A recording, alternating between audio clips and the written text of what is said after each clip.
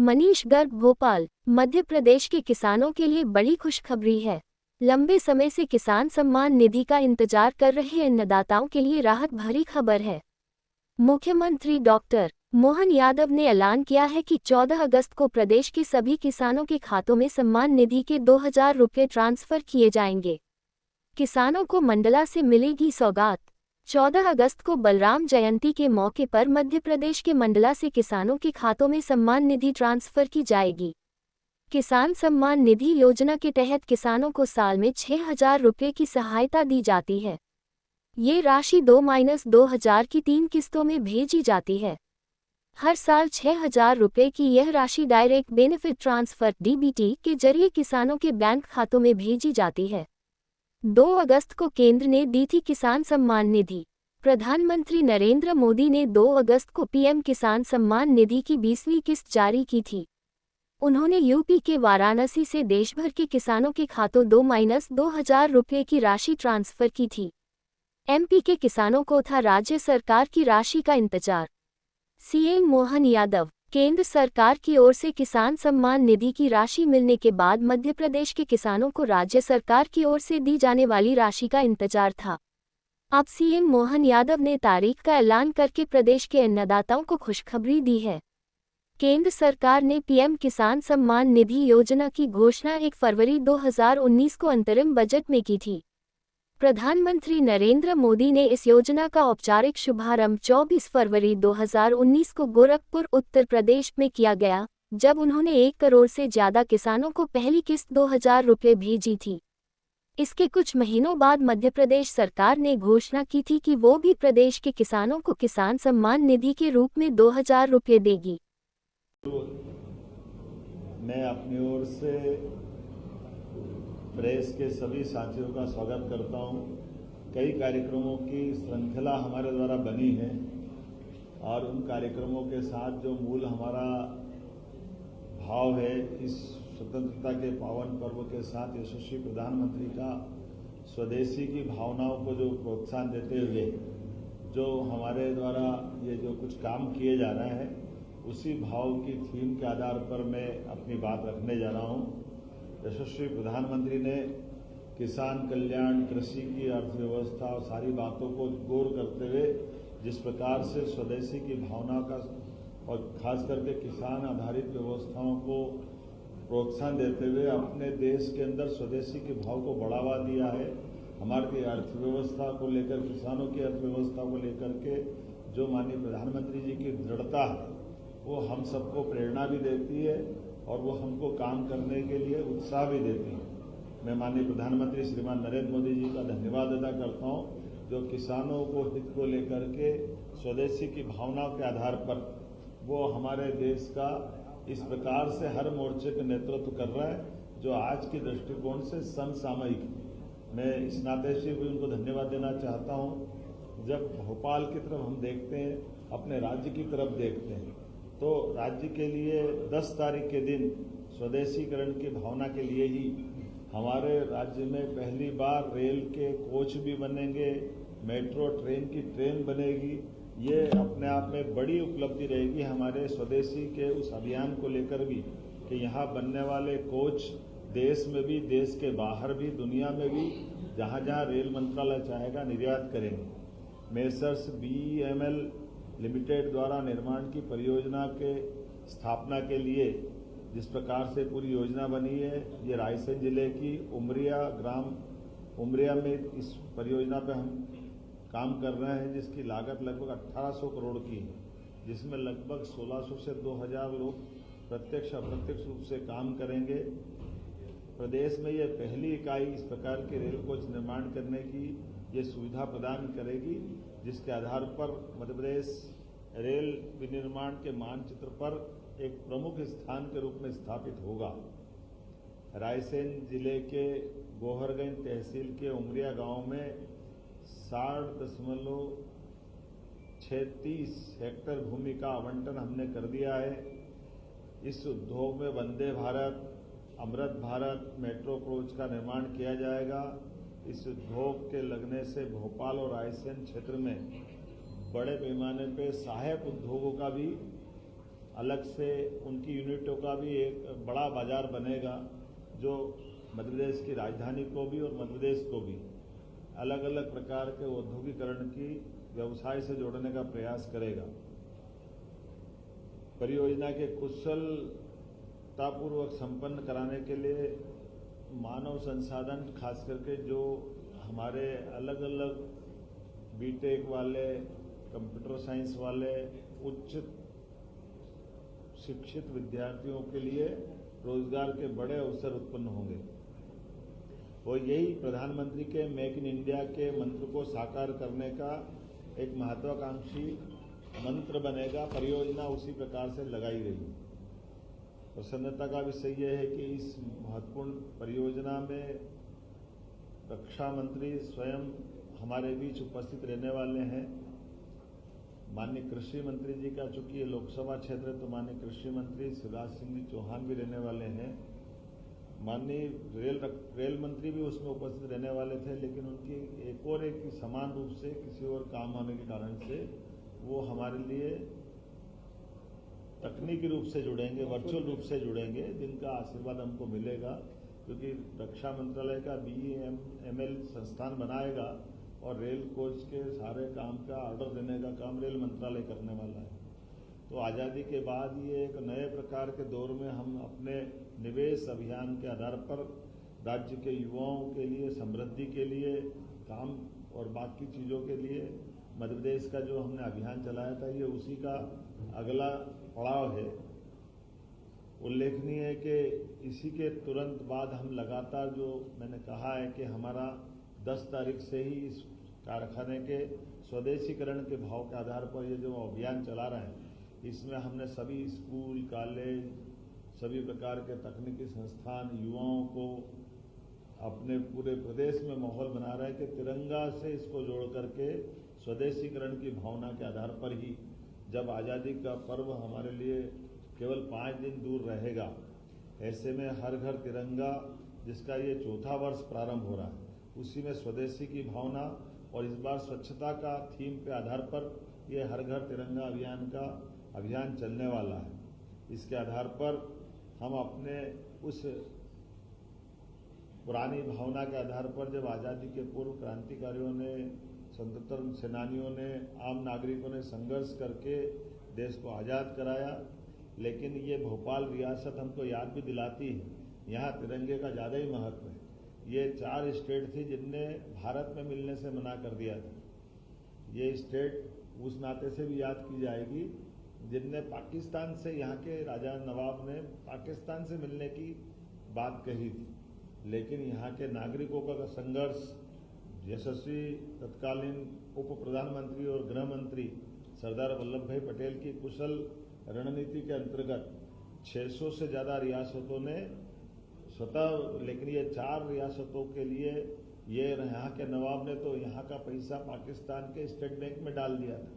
ये कुछ आगे ही बढ़े थे, लेकिन उसके बाद भी यहाँ के नागरिकों के संघर्ष से हमारा अपना राज्य का प्रमुख राजधानी का केंद्र बना भोपाल रियासत। और रेल से भी वो इतिहास जुड़ता है, जब रेल के यहाँ की नवाब तत्कालीन बेगम साहिबा ने पहली बार 40 लाख रुपए से अंग्रेजों को उधार दे करके रेल नेटवर्क खड़ा कराया था, जिसके आधार पर नर्मदा नदी को पार करने का रास्ता बना, जो दक्षिण भारत के लिए दिल्ली से दक्षिण का रास्ता खुला है। इसके पहले यहाँ से सीधे दक्षिण जाने के लिए कोई मार्ग नहीं था। तो ये रेल नेटवर्क हमको वो भी याद दिलाता है, इसलिए रेल को इससे जोड़ करके हमने तिरंगे की इस यात्रा को इस नाते से भी खास रूप से जोड़ा है। इस बार ये तिरंगा अभियान, जिसका पहला चरण 2 से 8 अगस्त तक होने वाला, दूसरा 9 से 12, तीसरा 13 से 15 होने वाला है। हम इस अभियान के अंतर्गत ऑपरेशन सिंदूर में भारतीय सैन्य बलों के महान वीरतापूर्ण कार्यों को स्मरण कराने, सशस्त्र और पुलिस बल को कृतज्ञता ज्ञापित करते हुए आम जन की ओर से हम इनको राखियां भेजते हुए भी अभियान चलाने का निर्णय कर रहे हैं कि मध्य प्रदेश सरकार, हमारे सभी सशस्त्र बलों, सेना और सबने जो इसमें अपना योगदान दिया है, ये हमारी राष्ट्रीय एकता के लिए भी महत्व का त्यौहार है। विद्यालय महाविद्यालय में प्रतियोगिता कराने से लेकर कई प्रकार के निर्देश जारी किए गए हैं, जिसकी जानकारी आपको विस्तृत रूप से मिलेगी। इसी आयोजन के साथ साथ हम अपने हर घर तिरंगे अभियान के आधार पर विशेष media campaign, Doordarshan, Akashvani, FM, social media, दीवार लेखन, होर्डिंग, क्विज कराना, ऐसे कई प्रकार के मेला, संस्कृति, खेल, राजनीतिकों से संबंधित प्रमुख हस्तियों के माध्यम से अपना जब झंडा वंदन करने प्रभारी मंत्री जाएंगे तो ये इसी अभियान का एक विस्तारीकरण रूप रहेगा।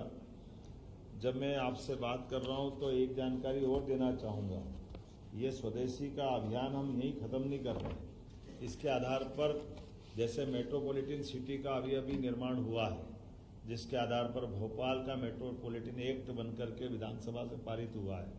इसी प्रकार से इंदौर, उज्जैन, धार, देवास का मेट्रोपॉलिटन एक्ट दूसरा बना है। तो जो हमने कहा था कि मेट्रोपॉलिटन केवल कागज पे नहीं रहेंगे, इसको विकास के कारवां से उसका भागीदार बनाएंगे। तो हम भाग्यशाली हैं, यहाँ माननीय राजनाथ सिंह जी के माध्यम से रेल कोच के निर्माण का एक बड़ा लाभ मिलेगा।